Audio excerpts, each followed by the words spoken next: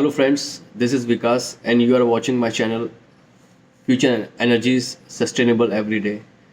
तो आज मैं आपके लिए एक नया वीडियो लेके आया हूँ इस वीकेंड पे जिसमें मैं आपको PID losses, potential induced degradation solar panels में किस हिसाब से लॉसेस होते हैं और डीसी ओवरलोडिंग क्या होती है। डीसी ओवरलोडिंग जो हम इन्वर्टर में करते हैं वो करनी चाहिए नहीं करनी चाहिए उसके बारे में बताऊंगा और पीआईडी लॉसेस के बारे में। अब मैं बताता हूँ आपको कि डीसी ओवरलोडिंग क्या होती है। और डीसी ओवरलोडिंग जनरली जो हम ओवरलोडिंग से लोगों का मिसकंसेप्शन ये है कि हम इन्वर्टर को ओवरलोडिंग एसी साइड से कर रहे हैं, मतलब जो ग्रिड से हम ले रहे हैं वो होती है ओवरलोडिंग। एक्चुअली ओवरलोडिंग वो नहीं होती है। हम जब भी ओवरलोडिंग की बात करते हैं, हम अगर इन्वर्टर सोलर सिस्टम में ओवरलोडिंग की बात कर रहे हैं तो वो ओवरलोडिंग डीसी साइड की होती है जो कि पैनल से आ रही है। हमने कितने पैनल कनेक्ट किए हैं और उसकी ओवरलोडिंग डीसी साइड में कितनी है, क्योंकि जनरली जो मैन्युफैक्चरर्स होते हैं वो जो इन्वर्टर बनाते हैं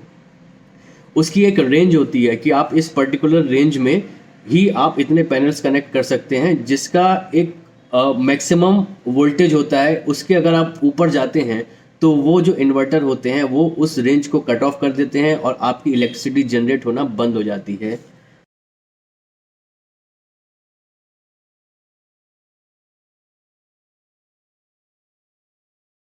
तो हम एक ऑप्टिमम वोल्टेज इनपुट में देते हैं डीसी को, ताकि हमारा जनरेशन हमेशा होता रहे और इन्वर्टर पे साथ साथ लोड भी ना आए, जिससे कि अगर लोडिंग बढ़ती है इन्वर्टर की तो उसके कंपोनेंट्स जो इलेक्ट्रॉनिक है वो गर्म होने लगेंगे। और जब सॉलिड स्टेट्स डिवाइसेस के कंपोनेंट्स गर्म होते हैं तो वो उसमें ख़राब होने का भी खतरा रहता है और उससे आपकी वारंटी भी वॉइड हो सकती है, क्योंकि उसमें एक लिमिट दी हुई है एज पर द नॉर्म्स। अगर आप इतने स्ट्रिंग वोल्टेज पे उसको लोड करते हो तो वो नॉमिनल टेम्परेचर पे आपका काम करता रहेगा, वरना ओवर हीट होकर आपके इलेक्ट्रॉनिक्स कंपोनेंट्स उसमें जल सकते हैं। डीसी ओवरलोडिंग को मैं आपको एक सिंपल से एग्जांपल से समझाता हूँ। मान लो सपोज करो कि आपके घर में 10 किलोवाट का सैंक्शन लोड है, आपको सोलर सिस्टम लगाना है ऑन ग्रिड।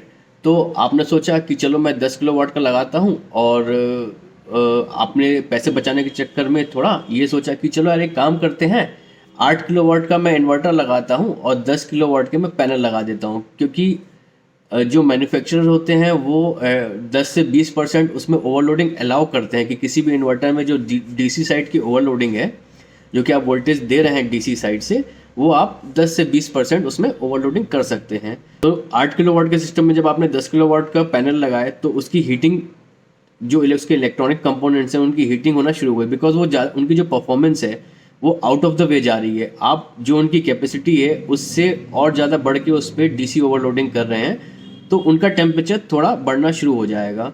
तो ये तुरंत आपको नहीं मालूम पड़ेगा, हो सकता है 1 साल 2 साल 3 साल आपने ओवरलोडिंग में अपना इन्वर्टर चलाया और आपने बोला कि यार बढ़िया चल रहा है, नॉर्मल चल रहा है, कोई दिक्कत नहीं जा रही है और इन्वर्टर परफॉर्म भी कर रहा है, मेरा जनरेशन भी ज़्यादा है। बट होता क्या है कि इट्स अ प्रोसेस, ये एक लॉन्ग प्रोसेस है। आप उसको कंटिन्यूस ओवरलोडिंग में चला रहे हैं तो उसकी भी एक कैपेसिटी है, अपने जो इलेक्ट्रॉनिक्स कंपोनेंट है वो भी आपको आउटपुट देंगे, बट एक सर्टेन लिमिट तक। मतलब कि 1 साल 2 साल में आपको बढ़िया आउटपुट मिला, उसके बाद ओवरलोडिंग के कारण आपको मालूम पड़ा कि भैया कंप्लेन आ गई, हमारा इन्वर्टर आउटपुट नहीं दे रहा है और उसके कुछ कंपोनेंट्स वगैरह ओवर हीट होकर जल गए हैं। तो मेरा सजेशन यही है कि जब भी इन्वर्टर लगाएं तो कोशिश करें कि उसकी जो मैक्सिमम किलोवाट रेटिंग है उसके आसपास ही इन्वर्टर लगाएं, ज़्यादा उसके आसपास ही पैनल लगाएं, उससे ज़्यादा ओवरलोड मत करें। ये तो बात की मैंने डीसी ओवरलोडिंग की कि अगर इन्वर्टर को ओवरलोड किया थोड़ा तो उससे क्या फ़र्क पड़ेगा। और इसी के साथ साथ अपोजिट में अगर हम इन्वर्टर को अंडरलोड करते हैं कि मान के चलो अपना इन्वर्टर, अपनी रिक्वायरमेंट है 10 किलोवाट की और हमने 8 किलोवाट का पैनल्स लगाए, तो उसमें कोई प्रॉब्लम नहीं होगी। भाई होता यह है कि आदमी सोचता है कि यार पहले हम लगा के देखें कि जनरेशन हमको कितना मिल रहा है, तो वो पैनल 8 किलोवाट के लगाया और इन्वर्टर लगाया उसने फ्यूचर के हिसाब से 10 किलोवाट का, कि भाई अगर मेरा एक आध लोड और बढ़ता है 1-2 किलोवाट का फ्यूचर में, तो उस हिसाब से मेरे को इन्वर्टर अपना चेंज नहीं करना पड़े, सिर्फ पैनल की संख्या में बढ़ा लूँ बाद में जाके स्ट्रक्चर पे उसको माउंट करके। तो वो पॉसिबल है, उसमें प्रॉब्लम नहीं है कि आप अंडर लोडिंग कर सकते हो इन्वर्टर की, लेकिन ओवरलोडिंग में थोड़ी सी प्रॉब्लम होती है।